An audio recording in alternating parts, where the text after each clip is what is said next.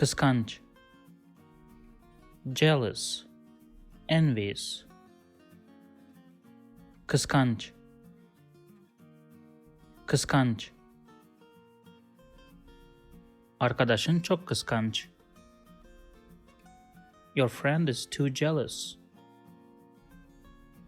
Arkadaşın çok kıskanç. Lütfen kıskanç olma. Please don't be jealous. Lütfen kıskanç olma.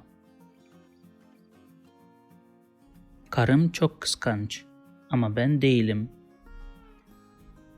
My wife is very jealous, but I am not.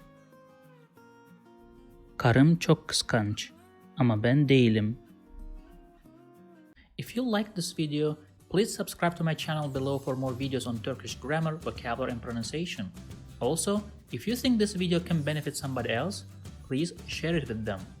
Last, if you have any comment or request, please provide your feedback in the comment section below and I'll do my best to respond as soon as possible.